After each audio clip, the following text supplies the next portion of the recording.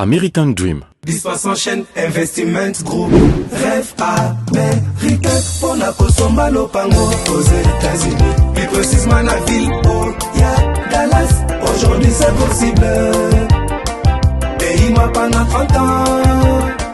Ne vous trompez pas l'adresse. Dispersion chaîne Investment Group. Voulez-vous acquérir une maison aux États-Unis? L'agence immobilière Dispensation Investment Group d'Elite Global, basée à Dallas, vous en donne l'opportunité. Il vous suffit de verser un acompte pour acquérir une propriété que vous payerez progressivement pendant 30 ans. Oui, vous avez bien entendu, pendant 30 ans. Contactez-nous au +1 737 420 84 24, au +1 469 720 60 93 ou au +1 737 548 51.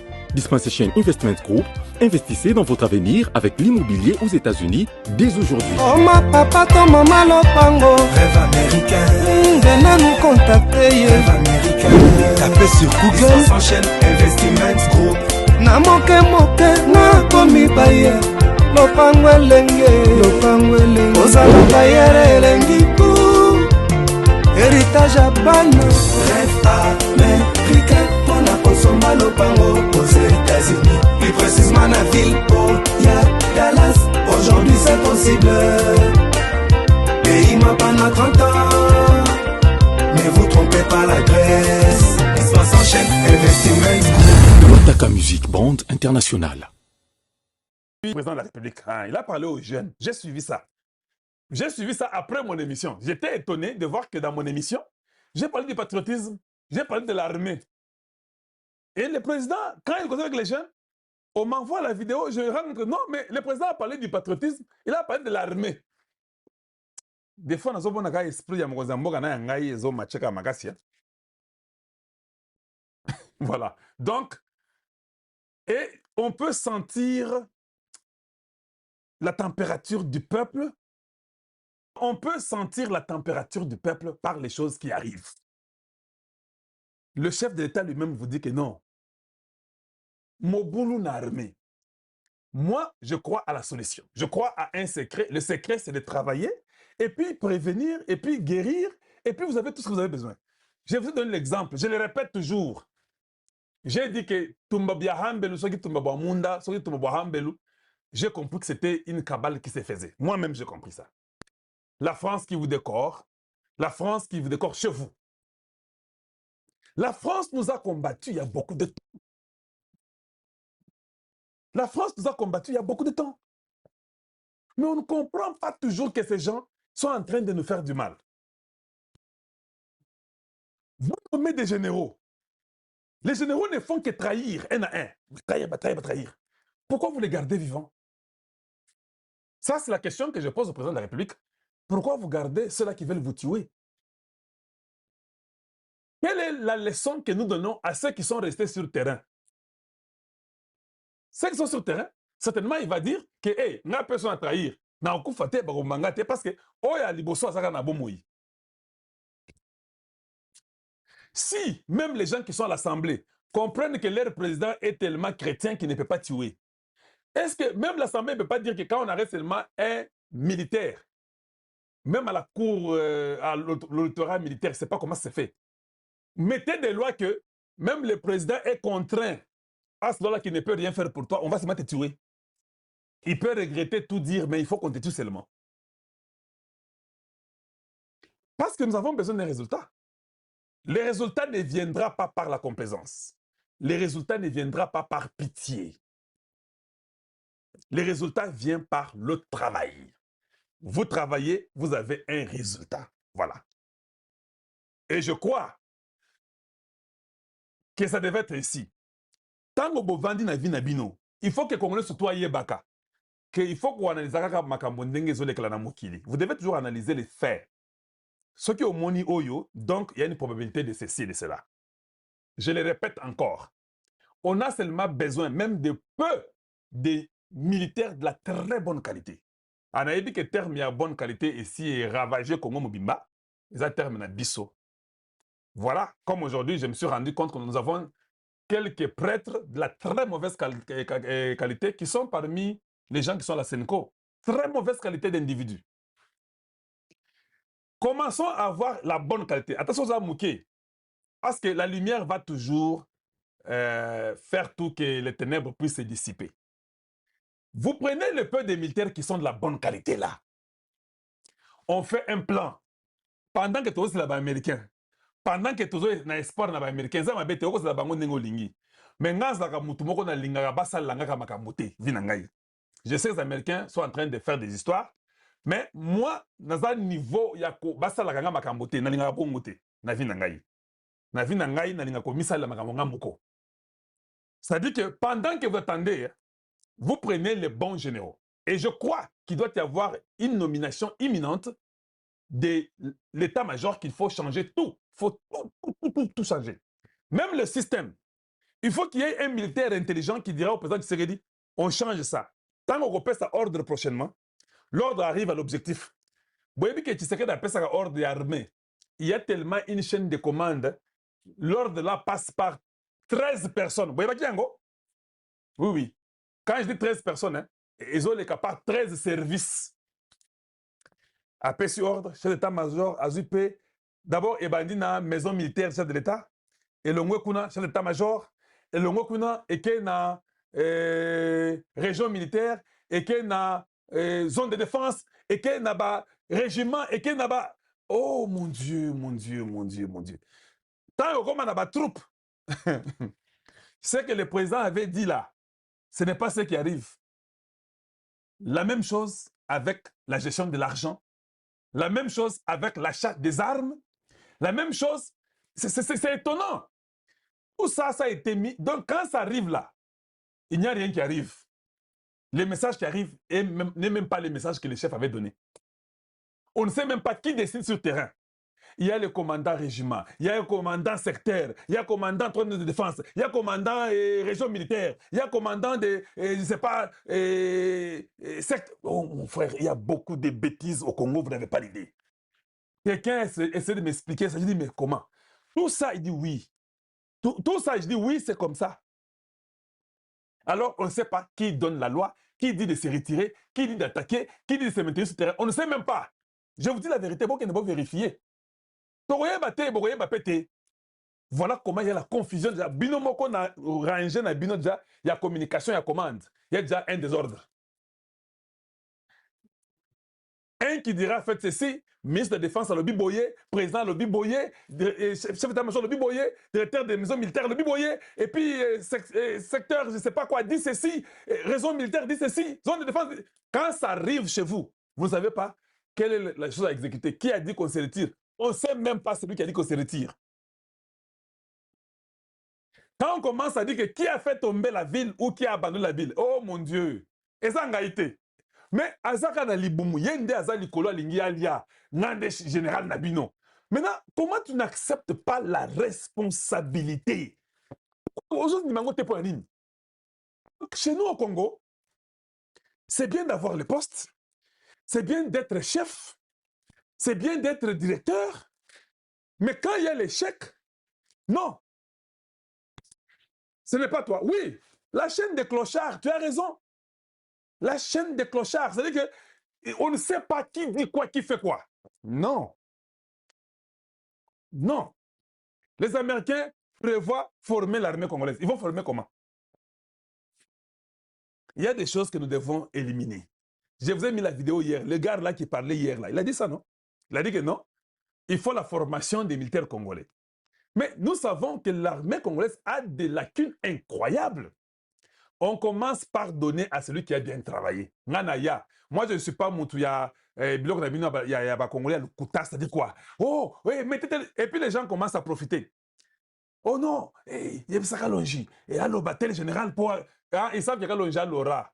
L'odimata kosakanate. Alors, toi, ça y est, pour que y ait ce koyo, alors bango, et puis, on a profité. Non, non, moi, vous ne m'aurez pas. Moi, je suis un aigle. Moi, vous ne m'aurez pas. Moi, je ne fais pas ces jeux-là. Tu veux que je puisse citer ton nom? Montre-moi ce que tu as fait sur le terrain. C'est clair. Que tu sois ministre, que tu sois conseiller, que tu sois militaire, que tu sois, c'est pas congolais. Non, je ne veux plus tomber. Et les Congolais, Banonangaï, je profite de ce temps pour un peu parler à vous, les Congolais. Vous qui êtes des patriotes, évitons on te donne un nom de quelqu'un, Mangu yo wana. De mutu yo yo, balobi yo yebiye. Tu as fait l'enquête sur ça. Voilà comment nous sommes tombés si bas. Au salaire enquête ya mutute. Ba pe soka kombo, yo wana mangu. Kombo yango yo, oyo nde mutu. Asa miter malamu. Vous là, vous m'énervez beaucoup. Vous m'énervez beaucoup. C'est comme si Botangate, aussi Botango le Gabiso. Mais vos raisonnements, vous êtes très sentimental, vous êtes émotif ou bien émotionnel. Vous, je me suis rendu compte. J'ai compris que les émotionnels étaient ça qui étaient Kalonji, tu es émotionnel. Parce que Kalonji parlait en grondant, parlait avec une voix élevée. D'ailleurs, je ne gronde même pas. Je parle avec une voix élevée. Ils ont cru qu'ils étaient émotionnels. Bango Koutou, de la très mauvaise qualité qu'ils sont. Ils sont plus qu'émotionnels. Ils sont plus qu'émotifs. Parce que quand tu ne réfléchis pas bien, tu es très émotif. Quand tu es foutu dans ton cerveau, tu es émotionnel. Comment? Donc, toi, on t'amène ces mains et non. Mbanguyo n'est pas président. Oh, il n'y a pas d'enquête, il n'y a pas d'investigation, il n'y a pas de recherche. Non, non. Évitons de recommander les gens chez les chefs. Évitons ça. Quand quelqu'un travaille, tu ne trouves pas que ça fait bien que votre frère Kalonji vient vous dire que moi, je recommande Luboya. Kalonji, pourquoi tu recommandes Luboya? Regardez comment j'ai fait. Ah, je recommande Luboya parce que, on lui a donné Ituri. Regardez ce qu'il a fait dans l'Ituri. Je commence à vous nommer. Je le compare par rapport aux autres qui ont été nommés avec lui à la même période. Attends, ceux qui m'ont dit ça, il était. Il va dire oui. Il a fait, hein, donc ça va. Donc oui. Il a fait. C'est ça, ce qu'on appelle les recommandations des intellectuels, de quelqu'un qui est patriote. J'ai dit Kassongo du service national. Je dis non. Lui, regardez ce qu'il a fait dans le service national. Lui, il forme les enfants. Il enlève les colonnes, ils deviennent des bâtisseurs. Regardez. Et puis, je dis que non, comme lui a fait ça. Et puis, Kassongo, n'oubliez pas que le service national, Moussala m'a beaucoup. Les enfants sont des menuisiers, je crois qu'il y a aussi des mécaniciens, des électriciens. Et ils sont là de travail, ils sont fermiers, c'est ça qu'ils font. Vous pleurez que vous n'avez pas de route à Kinshasa, que ça ne va pas chez vous à Kinshasa, non? C'est simple, on a besoin d'une solution, non? C'est ça le secret. Vous voulez les résultats voulus. Quand Songo vient, tu gardes le service national Kakayo. Continue à recruter les enfants. On a besoin que tu déverses à Kinshasa même 1000, 2000, 3000 jeunes des bâtisseurs qui peuvent nous faire les routes avec toi. On te donne les budgets. Donnez à lui. Parce que, Excellence, M. le Président de la République, si vous continuez à donner l'argent à d'autres compagnies et à d'autres ministres, ils vont toujours continuer à voler. Ils sont de la mauvaise qualité. Ils sont de la mauvaise qualité. Nous sommes arrivés à la période où le président de la République, même le problème du gouvernement, je sais qu'il y a un gouvernement qui arrive au mois de janvier. Il faut un gouvernement de capables, de responsables. On ne peut pas avoir quelqu'un qu'on paie à la fin du mois et la personne ne fait rien. C'est quel genre de gouvernement ça? Comment vous attendez à avoir un miracle chez vous? Comment vous attendez que ça va changer? Non. Et si nous commençons à faire ça, vous verrez que les choses vont changer. Nous avons voulu Tshisekedi parce que Tshisekedi devait nous changer le système. Mais s'il continue à écouter ces troubadours-là, qui sont politiciens, qui sont députés, qui sont sénateurs, qui sont ministres, qui sont conseillers, ça ne changera pas. Nous savons que la tâche que Tshisekedi a n'est pas une tâche facile, ça je le sais. Tshisekedi a une tâche très difficile. Pratiquement une tâche, comme on dit, mission impossible. Mais dans la film, la mission impossible, toutes les missions étaient réussies. American Dream. Dispensant chaîne Investment Group. Rêve américain pour la Kosomba Lopango aux États-Unis. Très chers compatriotes, peuple congolais et congolaises, bandeko ya libanda mboka, continent nyonso, Océanie, Asie, Europe, Amérique, Afrique. Bandeko na biso, congolais baza dissimulés partout. Dans l'intérieur ya mboka, province nyonso, Grand Katanga, Grand Kassai, Grand Équateur, Grand Province orientale, Grand Léopoldville, bino nyonso sika bozali na Grand Bandundu na pesi bino mbote molobeli na bino communicateur ya chef de l'État Matière Moïse Lukengu oyo boyebi bien oyo azalaki lokola prophète na makambo tolobaka avant Félix Tshisekedi accéder na pouvoir na yebisaki bino orientation nyonso na sepeli ndenge boyokaka ndenge bomoni accomplissement ya ba parole oyo to yebisaki bino partout to tamboli Congo mobimba to banda ko yebisaka kaka bino makambo wana to tamboli na poto to ke même na tour eloko esepeli singa makambo na lobaki na émission na salaki na Tour Eiffel et c'est réalisé lelo vraiment nazana esengo munene bao bandimaki bao ba monaki lokola blague ya pamba mais lelo eza réalité nde yango na sujet na biso ya lelo tokolobela makambo minene mibale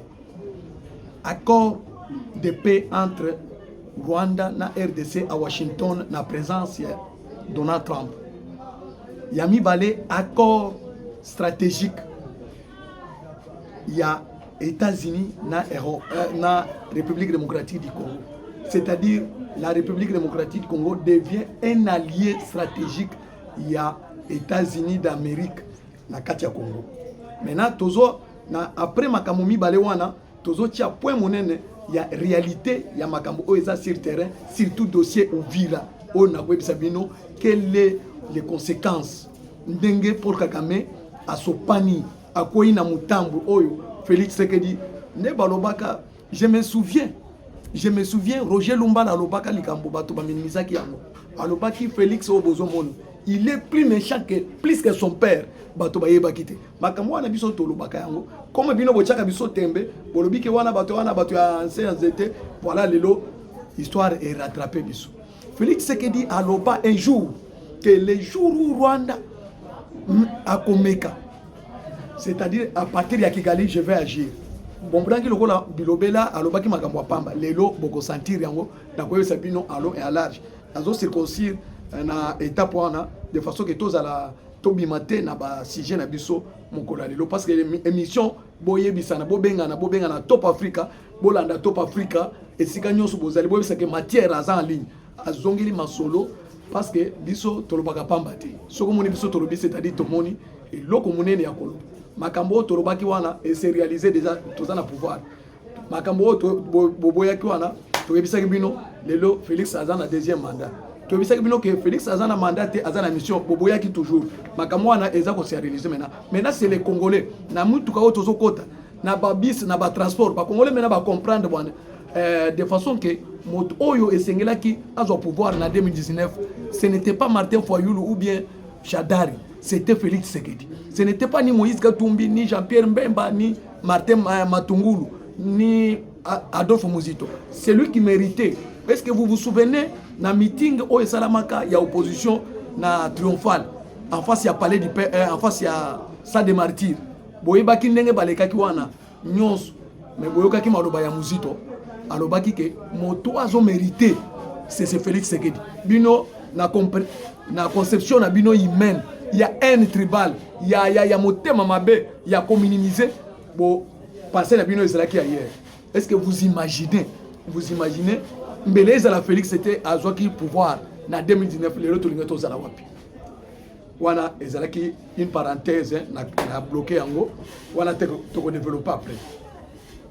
Le 4 décembre 2025, l'administration Trump décide il y a qu'à signer contrat, il y a qu'à signer accord, qu'à faire signer accord, il y a le col à parrain, il y a le col à donc moto a télémili accord one, accord historique, il y a Trump à lobby, accord historique na Maison Blanche, na bureau ovale, na institut basena en deux parties, na institut oyo babengi institut et commis institut Donald Trump, il est sacré, il y a américain. Pour une petite histoire, pour na l'axabino makambo oyo boye bakate boyo kakate. Toyebi sakbino ke Félix Tshisekedi est venu pour redonner la République démocratique du Congo et loko oyo azangaka na 1960. Ici, je rends hommage à nos pères, à nos grands-pères, Patrice Emery Lumumba, bao basengaki indépendance. Mais comme c'était au début, ils sont allés vite en besogne, bah retirer qui bango indépendance politique. C'est pourquoi un Belge, Alobaka, na makamon Alobaka na émission nyonso bo comprendre, Alobaka après l'indépendance égale avant l'indépendance. Naïbisaki bino maloba wana, c'est-à-dire bapesi babotoli mbalamuko. C'est pour cela IDPS atambolaki na marche pour reconquérir vraie indépendance. Ngai moko na lobby na limité awa na telemi monde mobimba bazola nanga en direct na lobby Félix Tshisekedi, c'est celui-là, la personne, l'oiseau rare, où il y a qu'on remettre biso indépendance politique, diplomatique, économique, où il y a biso et pas bamindeli. Personne n'a compris. Personne n'a compris. Il fallait attendre 30 ans. Il y a gestion, il y a Afdel, na Kagame, pour que Félix Tshisekedi ait au pouvoir, armée na biso et la réformer. Si on a un monde nini, na monde entier, armée oyo ils ont la réforme, armée wana est tenue devant la guerre, ça ne peut pas se faire. Bisonde to ebisaki bino ke ruka président oyo azali awa, azali mwana ya Laurent Désiré Kabila te, aza Rwandais noko ya Kagame, Kagame abumi Mousse Laurent Désiré Kabila. C'était une erreur fatale. Oyo Laurent Désiré Kabila a salaki kokende kozwa Rwanda kokotisa Rwanda. Et communauté internationale, notamment la France, l'Union européenne, les États-Unis d'Amérique, bandemi en 1994, après génocide à Rwanda, Bafongola, par force, sans consentement, il y a Marshal Mobutu, Rwandais Bakota, les Interamouins Bakota na armes. C'était une erreur fatale que tout le monde a Mobutu, par force, était Tshisekedi à Lubakino. Qui tue par l'épée, paiera aussi par l'épée. Périra aussi par le paix. D'où la non-violence. Et tiens, la non-violence. L'ito biso to bondi c'est là qu'il y a non-violence. Est-ce que vous pouvez imaginer après 32 ans, l'ito a payé tout ce pouvoir. Il y a santé, makilate. Félix Tshisekedi a sali remise reprise na Kabila. Abimisi Kabila Yuma. Kabila a généraux avec autant de généraux, 300 généraux. Kabila militaire. Mais Félix Tshisekedi civil à Pamba. Il a abotoli Kabila pouvoir na maloba. Yo ya ko sakana ke boy na boyo ayibi ngai pouvoir. Na maloba Pamba, Kabila cédé pouvoir. Les corbeaux et les renards. Qui pouvait imaginer? Maintenant pour nous sabino na contexte oyo Félix Tshisekedi a joué pouvoir pour comprendre cheminement logique il y a à faire. À l'époque bazo bisa Kabila tu ne peux pas faire deuxième mandat. Wana papa Etienne Assia pesi Kabila carton rouge. Bozolo na basolo wana bana oya simple boyebi yango te ata bozolo babozo mbongo bozolo bana ya pamba boyebi histoire te botuna biso histoire. Donald Trump accède au pouvoir aux États-Unis d'Amérique, un républicain. Comme Kagame, la guerre qui est entrée au Congo, c'est avec les démocrates. Avec les démocrates, la famille à Bill Clinton, bangonde ba génocidaire oyo ba piller minerai na biso sur le dos ya Paul Kagame. Vous voyez ça qui bino bien. Directement, Donald Trump accède au pouvoir aux États-Unis d'Amérique. Il déclare non aux tueries, na massacre à Congo. Ayebisi Kabila, arrête. Donald Trump a dit bien que Kabila ce n'est pas un Congolais, c'est un Rwandais. Mais républicain à lobby non. Tant que il faut tout changer position na biso, politique na biso extérieure de l'Afrique, des États-Unis avec l'Afrique. À lobby non. Il faut remettre le pouvoir aux autochtones, les Congolais de père et de mère. Bataille histoire, il y a la République démocratique du Congo, na opposition, parti ni politique, oyo, ils ont incarné l'idée à changement. Bataille balobi IDPS. Na IDPS, on n'a pas été nasi à Koufi. Dès Donald Trump à lobby non, moi non, à zongeli wana, et sengeli à son pouvoir. C'est-à-dire à poser candidature. To se formaliser, to ken à congrès, to poni Félix Tshisekedi comme président de l'IDPS et candidat de l'IDPS aux élections. Nous avons déjoué toutes les cartes. Il y a Kagame. Ça tenait. Tu sali opposition, tu es à Bruxelles. Tu es à Genève. Tu as joué carte à Martin Foyolo à la place. Il y a Félix Tshisekedi Batié. Biso Tolobi. Biso Tozo Kende. Même Biso Moko IDPS seul ira aux élections. Na ba parti Biso Sobaye associé Biso derrière Biso. Tokei. Na coalition, il y a opposition, il y a la Mouka. Biso to battre Bango. Bah jouer le côté.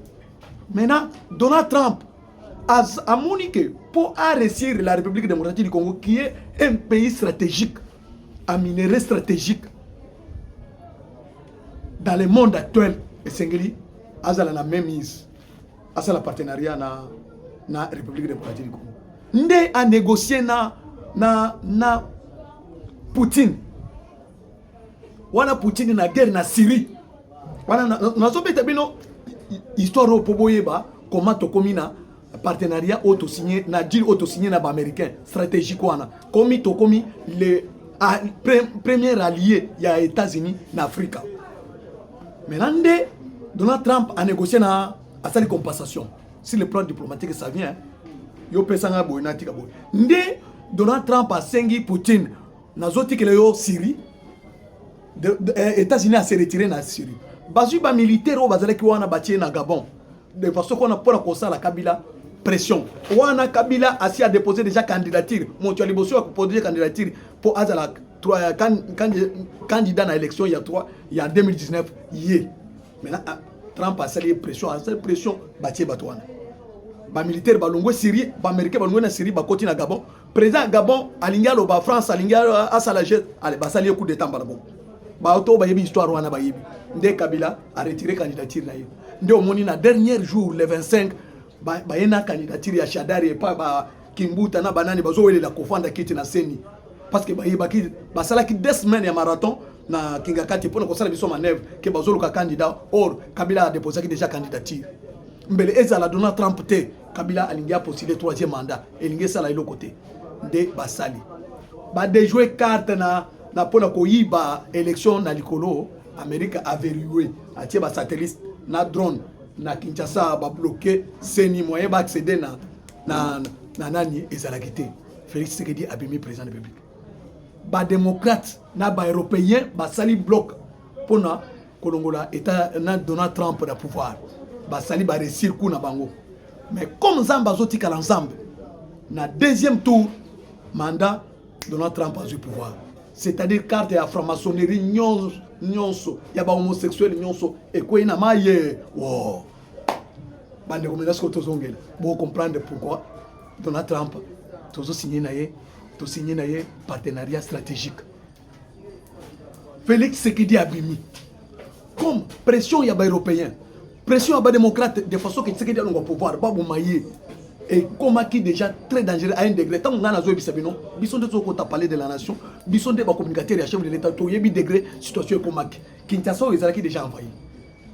Bino vous éviter pour déjouer carte, Félix Tshisekedi est allé auprès des Américains. Ngana sala qui mission wana yebisi bino que je me suis adressé tout droit à Fachi Beton. Kotika bisote, bisoto lukaki imperium. To banda ko luka imperium, mon papa na yo Tshisekedi a été élu abanda ko Kabila botoli imperium. Maintenant yo za na imperium wana et le koni nezo za ngisa pour que nous négocier na ba américain. Biso peuple oyo, les petits peuples ndeto senga que Félix Tshisekedi a joué déjà micro directement à Bengi Donald Trump. Il dit que minerais zala changement de minerais avec la paix et le développement il y a ba infrastructure, il y a République de Togo, na réforme il y a armée na biso pour tout sécuriser nos frontières. Makambo Donald Trump a zolo bana zo constaté c'est Félix Tshisekedi l'auteur il a dit pour sauver la République démocratique du Congo. C'est-à-dire il est plus que Mandela, il est plus que Mao Tse-tung de la République démocratique du Congo. C'est-à-dire Félix Tshisekedi a sauvé l'Afrique. L'Afrique était sous l'emprise il y a ba Union européenne, ba occidentaux. Maintenant Félix Tshisekedi a vu pouvoir à convaincre Donald Trump parce qu'il y a 5 minutes. Dans une démission dans l'année 2019, je pense 2018, Félix Tshisekedi a l'art de convaincre. C'était manager, donc à Salaki Marketing, na poto, à Salaki Marketing, na poto, à 4 diplômes, gestion financière, gestion comptable, gestion marketing. Na un diplôme, à Salaki, attends, 4 diplômes. Félix Tshisekedi a besoin de il a l'art de convaincre, il a convaincu Donald Trump. Donald Trump a allé à mon intérêt américain, guerre au bazar en Chine, guerre économique.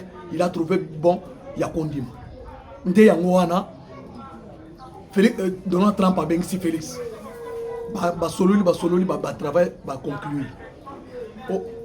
Au retour, qu'il y a toute l'intégrité du territoire. Et donc, États-Unis, C'est sous l'initiative des États-Unis, il y a un conseil de sécurité va voter résolution 2773. Bande ko boyo kama kambo biso nde toyebi histoire ya mboko oyo nde toyebi makambo tozo yebisa bino ali rozokende na co-signé conseil de sécurité a signé à l'unanimité résolution où ils ont remettre intégrité et territoire dans la République démocratique du Congo. Première victoire. 2 345 410 km² bazongisi yango momimba directement contrat oyo ba européen les Arabes Qatar Émirats Arabes Unis basignaki ya exploitation ya minerai na Rwanda est tombé caduc parce que les accords et les traités internationaux ont la suprématie sur les traités nationaux ou locaux. Nde eloko wana esalamaki directement nde omonaki ba sanctions ebandi kobima na Union européenne, Allemagne, Grande-Bretagne, tout ça ba décès d'engager ba se désengager un accord ou ba signaki na minerai. Félix Tshisekedi a dit bango vous êtes les receleurs, c'est lui qui achète les biens volés, c'est un receleur. Félix Tshisekedi a lobby bango sans père ni quoi. Dans la famille du président Etienne Tshisekedi, moi na walingi politique yeoyo. Ye moko alobaki na Christophe Wabouvier na interview alobaki. C'est un enfant qui aime la politique, qui se donne à la politique, je ne peux pas lui refuser. Parmi tant d'autres. Na ibisaki bino que Félix Tshisekedi ameli politique na Libérie. Babotier na Maroc, papa na ambassadeur. Parce que maintenant yo yelelo, olingo salani olakisa bisoni. Félix Tshisekedi a arraché la première victoire dans la résolution 1. Il a signé la résolution 2773. Première victoire. Comme Rwanda est bien teke, awa à côté d'un piège. Hier, le roi a violé l'accord. Maintenant, Félix Tshisekedi a mis comme aboyaki accord ya Nairobi. Aboyaki accord ya Luanda. Félix Tshisekedi a yebisi Donald Trump. Awa, il fallait yoser la donc parrain ya accord. Comme aux première puissance mondiale, au tel Mayango, de façon que Rwanda sakana na biso ne ba memi o ya Nairobi batina na Doha. O ya Luanda batina na Washington. De monaka secret, au monakis maman secrétaire, excellent secrétaire, Kai Kouamba Thérèse, affaire signé na ministre affaires étrangères, o yo ba Bengani. Au Kagame a Bengani que il a échoué lamentablement devant une femme. Deuxième victoire. Maintenant, il fallait que cet accord soit signé par le président entériné par le président de la République pour Kagame et Tshisekedi pour Kagame Loboko. Yé aboyaki, Kagame aboyaki, 30 ans azoboyaki, je ne suis pas au Congo, c'est la guerre interne. Maintenant, nous avons la brèche pour ça. Monseigneur cardinal Ambongo, na Chole, na église protestante. Maintenant, ce que vous êtes. Même le secrétaire général, pour la morale, abanda ko boya biso to attaquer en bongote. Maintenant, les lotos zawapi. Bon, parce qu'ils sont raison. Tant biso to monaki que Ambongo yo c'est M23. Na ko la sabino ba émission na ngai. Ngai na tangaki Ambongo M23 depuis kala. Na ko la sabino ba émission na salaka wana. Na ko senga Facebook azongi silanga yango. Ba image wana na bisa ke ba lakisinga image. Oyo na lobi oyo aza M23. Na M23 ba tebele bazali tant on a bisa ke ba député bazali. Ba pasteur bazali. Ba monseigneur bazali. Ba tebele bazali. Bino boboyaki mena lelo batunyo so babimi na poisa. Parce que lelo tozawapi boke et pas Kagame. Mais que lelo Kagame a déclaré que Congo Est wana Goma Bukavu Uvira eza yaye. Parce que bozo boko yebisa biso lisu nini. Nanga omoni skoyo ndenge Félix Asibisi bino touché. Na Kabila se permet, un ancien président se permet. Tant que Babo Tolaki nationalité, maintenant les lois à nationalité, il y a Swaziland. Vous comprenez maintenant, non? Est-ce que vous pensez qu'ils ont raison tant que Kabila c'est un Rwandais, il n'a jamais été un Congolais. Maintenant les autres sont wapi. Bino besoin de makaka tout ce qui ont monnaie. Or, et non prudent voir les bandes de loin. Biso tous mon avis. Vision avis c'est comme mon sika pour la makamwamboko. Kabila ba memie na Washington.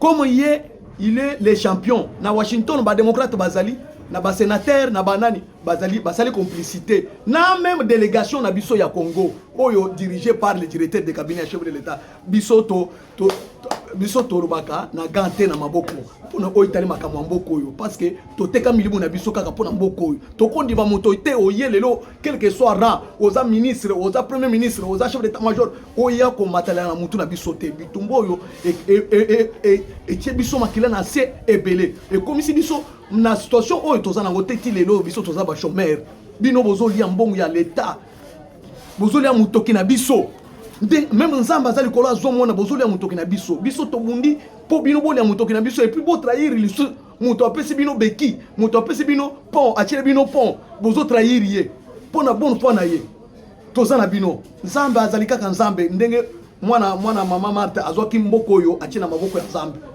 nde première nde élément bouclier munene oyo bachaki po na mboka na biso oyo mokolo wana na stade boyebaki te boyebaki ke bakisi na bino wana ba mystique na bino wana bokolonga nzambe jamais nzambe balonga kayete depuis monga na yebi ke moto aza na nzambe il n'a jamais été déçu makambo wana toyebi yango maintenant Kagame asali sale jeu ya ko corrompre ko infiltrer ba tripoter accord nde andimaki po parce que ba yebisi ke to sali yango donc nde akoyi na jeu félicitations, le conseil spécial Eberand, le professeur Kashmir Eberand, na pression Bercy, na équipe na Yonyonso. Parce que na équipe na yo wana ba élément na biso bazali. Bana makila bana mboka. Bao bateka makina na bango pona mboka lokola biso bazali na kati na wana. En tout cas, to féliciter na musala o salaki jour wana. Pona ko de jouer carte ya Paul Kagame a commis déjà na Washington ba dévier carte, ba de jouer carte. Kagame, il n'avait pas le choix. Il n'avait pas le choix. Na lingina yebisa bino na huis clos tango bakendaki misato makambo esala makite Kagame était prêt ba mema yeli kolo baboka ye na c'est pas Félix Tshisekedi boye bakite est-ce que bomona kitango ba signer accord ba pesa ni mbote ya maboko kanda Félix kanda ozaki nango utaki wapi pourquoi yo olingo dévier même le président du monde la première puissance du monde au tricher au infiltré qui es-tu Kagame a signé accord wana ndio moni Félix Tshisekedi azoloba.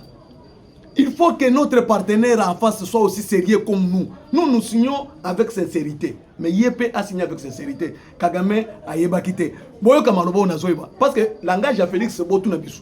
Ce que Félix a zoloba. Bobeta maboko eza bien malam. Mais bon après botu na biso que matière. Makambo au président lobby, a lobby nini. Ngai biso to bisa bino langage. Tant que ça Kabila comprena quitté à se retrouver à ça déjà les bandes mboka a commis taxé étranger. Tozaki na na FCC kashino tant que ça que ozomona muto ozo sakana na wana oyebi bien te langage o alobi wana il faut tirer attention Kabila comprenait qu'il il s'est retrouvé avec Bachadari Bamina pour tous les professeurs de l'université Libanda ba komi kobina tu sais qu'il y a zolo baboye cet accord que je signe avec le président rwandais c'est le dernier accord bato bayoka quitté. Et loko oyo bato balobaka na guerre ultime combat nde eloko Tshisekedi alobaki wana. Maintenant Kagame a compris quitté en venant après avoir signé Donald Trump président des États-Unis d'Amérique. Au monde place au basigna qui accord wana, c'est pour la deuxième fois que les États-Unis existent. Un président américain a signé accord. Il y a ba pays mibale bazobundana na kati wana. Pona kolakisa nini? D'abord, contour, il y a accord. Il s'agit du premier point. Donald Trump a vu comme témoin le président de l'Union africaine. A vu comme témoin les Émirats arabes unis, na Qatar. Bangonde ba fournisseur, il y a armes nyonso, il y a moyens nyonso, matériel nyonso, oyo Kagame azo bundanango pour na copier minéré. Batumi bale on atangi oyo. A bengi maintenant président Kenya. Oyo azalaki témoin. Kenya est le témoin. Il y a passation de pouvoir entre Félix Tshisekedi et Kabila. Azalaki wana. Babengi président burundais comme le premier allié témoin. Il y a la démocratie du Congo. Babengi aye wana. Président burundais. Babengi ba président. Nde yango wana na ebisaki bino bandeko. Comme je rêvais toujours na dossier wana pour la Kagame piégé aye bakité. Ko signer accord na président d'Amérique. C'était pour la deuxième fois. Il y a liboso ezalaki président Kennedy. O asalaki na Ariel Sharon Palestine na Israël. Maintenant, oya mibale nde oya biso esalemi yo. Nde omonaki président Trump azaki likolo alobi aux accords historiques. C'est-à-dire, monde mobile, toutes les chaînes du monde suspendues pour l'événement. C'était un grand événement. Maintenant, comme l'histoire nous renseigne, devant un enjeu comme ça, pourquoi coïncidence et Salamaki, le même jour où on a signé un accord de paix entre Kigali et Kinshasa, va signer deal entre États-Unis et la République démocratique du Congo. C'est parce que les enjeux, les intérêts des Américains à quoi qu'on défendre, Amérique à quoi qu'on défendre, place intérêt naie ezalité. Nde au monaki a salisaki a faire signer accord wana de façon que tango ko intervenir pour protéger intérêt américain. Kagame masolo wana diplomatie wana ibakité. Wana coup de chapeau fachi béton. Mkontombolo l'homme fort de l'Afrique. Qui a sauvé l'Afrique. Wana fachi na mayele na ye. Renard de surface. Kagame azana mutu oyo aleki mayele yebité. Faché a sali semblant lokola a sepelité.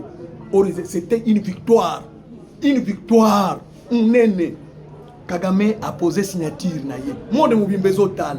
Bachel nyonso zotal. Ayebi ke na ko dribbler. Maintenant comme le malheur ne vient jamais seul. Président Félix Tshisekedi a yebisi Donald Trump na week clock moto ya ko respecter accord oyo te okope sanga raison na sina yebiye ngai de na affronter ye Kagame ba affronter ka yete en Afrique a sali 30 ans au pouvoir au moni moto azotu na te est-ce que moto tuna Kadhafi nani Kagame mbula o ya sali na pouvoir moto akotuna yete il était le maître du terrain tous les présidents africains étaient dans sa poche. Tous les Occidentaux étaient dans ses poches. Personne n'est pas allé condamner. C'est pourquoi Donald Trump, tant à lobby, le Rwanda a tué le Congo avec les machettes pendant 30 ans. Personne n'a parlé. Mais je viens vous montrer. Tala. On dit Makamboya, où ils sont le Congo, ils ont histoire biblique. Ils ont histoire biblique. Ils ont histoire biblique. Ce qui est besoin d'en dater. Ngaïne na zolo baboina, il Makamboya Bible makasi. De Makamboya n'engé sali. Maintenant, Kagame a signé à frotter les mains à lobby à Nakola Kisabango qui suis-je. Wana Donald Trump peut attirer à l'épreuve. Amona. Makambo Félix Tshisekedi a lobaki eza solo ya lukuta. Na minute oboye comme epa na biso balobaka moto asala ka diarrhée asala ka mbala moko te. Azo akozongela lisusu nde Kagame omoni akoyi na piège. Tango azo forcer pour akota nde Félix Tshisekedi régime ya République démocratique du Congo. Le but non, tout ce qui est alia, comme il est allié kolia, pour tous maintenant prétexte américain monake, tant que frappé nani ici. Kagame a joué ouvrir été a ouvrir, a sepeli, a côté a bundité, a côté il y a Monique a gagné. Zokane maman ya erreur. Kagame a simbi touche, na surface de réparation. Ba simbi touche. Félix a simbi touche même demi-dieu. Kagame a simbi touche na minute auto zoloba. Au lendemain, il y a prise, il y a ouvert directement.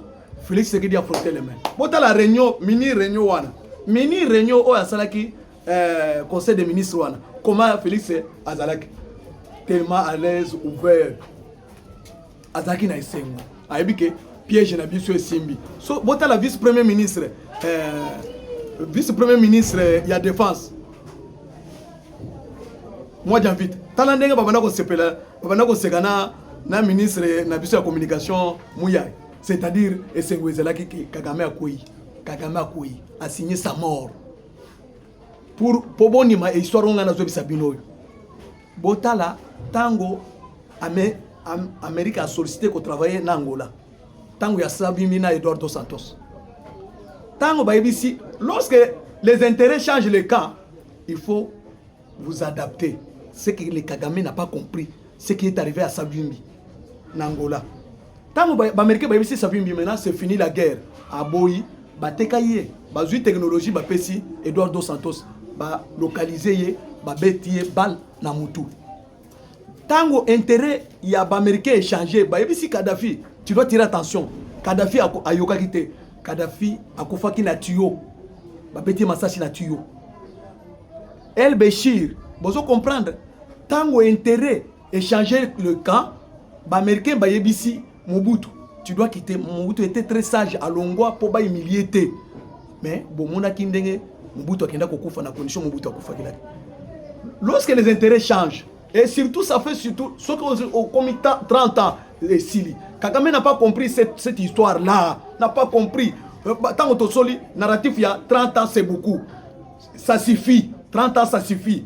Biso to lobby, ba communicateur. Toujours narratif et pas ba autorité na biso ba pesi narratif. 30 ans c'est beaucoup. To sali ba émission belé. Les Kagame n'a pas compris. Maintenant Kagame akoye kate akoye. Kaka a sali kaka boye Amérique a vu maintenant. Secrétaire d'État américain à lobby.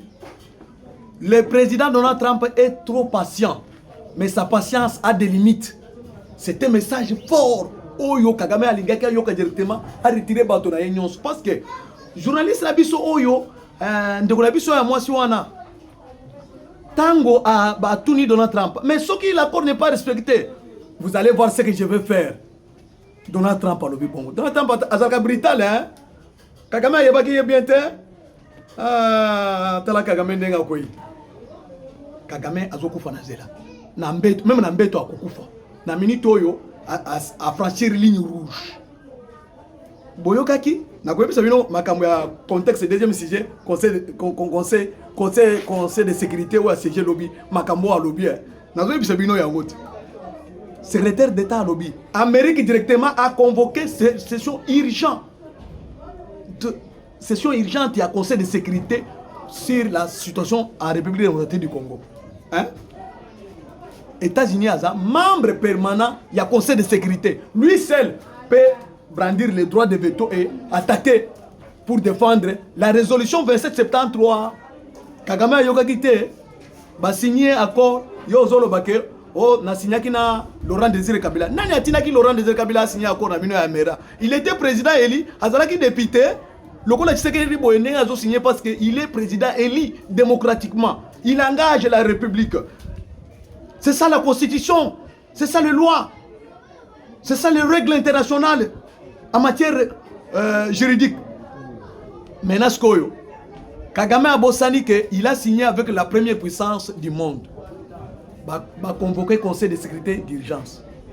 D'abord, États-Unis, Danemark, Irlande du Nord, Grande-Bretagne, France, Belgique, Allemagne. Va s'aller d'abord communiquer pour pas condamner agression ya Rwanda na Congo. Rwanda yebi ke ndenga basala ka balobaka eloko yakate sali nini eye na zo bisabino na minito tozo bisabino carte ye mukulu na Rwanda Kagame azoluka par quel moyen akima Rwanda moyen akima eza pris en otage. Même ba force na bango bakoti na Uvira baza pris en otage moyen bakiba lisusu ezate a Fachibeton. Force spéciale na biso ya RDC, force spéciale na ya Burundi, basangani bafongoli boye, ba Rwandais bakoti bakangi. Menda sikoyo boya kubonda. Bo bima sikoyo. Bazoluka place ya kobima na Uvira, ezate ba wazalendo ba cadrier. C'est-à-dire trou ezate, ba lobi trou ezate. Bosi bokoti na libulu, bozo disparaître bino nyonso. Ba o bazaki libanda, ba bombarder bango lobby, journée à lobby mobimba. Na butu oyo moyen moto azali sous-souté. Maintenant Kagame a raté. Maintenant biso tozo attaquer hier maintenant parce que la réunion est côté international. Oyo Félix Tshisekedi a sali. Na ko sa bino nazo parler bino na détail parce que awa eza matière stratégique pour mettre en sur la place publique pour boyer ba que biso tozo ba officiel. Toyebi comment ça fonctionne, la diplomatie comment ça fonctionne. Eza matière mususu oyo soko lobby oteki carte pa banguna toko loba yango awate. Awa na minito tozo loba. Ba américain na conseil de sécurité ba lobby, nous vous donnons les informations complémentaires par rapport à ce qui se passe à la République démocratique du Congo. Américain da lobaki que Rwanda a impliqué. Maintenant awa a lobby a détaillé. Boyebi maintenant a personnalisé. C'est le président Kagame qui planifie les opérations, qui fait exécuter les opérations en République démocratique du Congo sur le plan militaire et sur le plan politique. Et c'est lui qui envoie les matériels de guerre. À lobby, maintenant, est commis matériel sophistiqué. Amérique a lobby bongo. Tant à lobby sophistiqué, c'est-à-dire, si va étudier yango nyonso. Maintenant, pour vous informer que l'Amérique maintenant a une base, nous donne. À lobby, le Rwanda a les missiles sol-air, c'est-à-dire pour abattre des drones, des avions. Il y a la République démocratique du Congo. Il s'est trompé qu'il a eu l'espace aérien ici. Maintenant, Donald Trump a payé maintenant 4.